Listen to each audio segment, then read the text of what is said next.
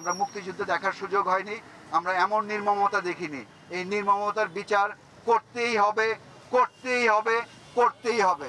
শিক্ষার্থী জনতার উপর নৃশংসতার বিচার ও বৈষম্যমুক্ত সমাজ চেয়ে মিরপুর শেরেবাংলা স্টেডিয়ামের ১ নম্বর গেটে মানববন্ধন করেছেন ক্রীড়া সাংবাদিকেরা। শনিবার দুপুর ১২টায় শুরু হওয়া মানববন্ধনে অংশ নিয়েছিলেন বিভিন্ন সংবাদ মাধ্যমের শতাধিক সাংবাদিক। আরও আগে ভয়েস রেইজ করা দরকার ছিল যে এই নৃশংসতা যে কোনো মূল্যে বন্ধ করতে হবে। যারা সংশ্লিষ্ট দায়িত্বে আছেন তারা সেটি করেননি। যে ঘটনাগুলো ঘটে গেছে এর দায়, এর রেশ আমাদের কত জীবন বহন করতে হবে আমি ঠিক নিশ্চিত নই। তবে আমার দাবি হলো প্রত্যেকটি ঘটনার সুষ্ঠু তদন্ত, কোনো আইওয়াশ নয়। আমরা স্পোর্টস রিপোর্টার, খেলা নিয়েই আমাদের কাজ। এখানে আমাদের দাঁড়ানোর কথা নয়, কিন্তু আমরা এখানে কেন দাঁড়িয়েছি?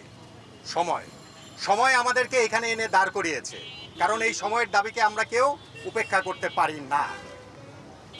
এতগুলো মানুষ মারা গেল, এই ক্ষতির কি কোনো ক্ষতিপূরণ হয়? 200-র উপরে মানুষ মারা গিয়েছে, মানুষ, আমাদের দেশের মানুষ। আমাদের বক্তব্য খুব পরিষ্কার, আমাদের অবস্থান খুব পরিষ্কার। আমাদের অবস্থান হত্যার বিরুদ্ধে, আমাদের অবস্থান নৃশংসতার বিরুদ্ধে।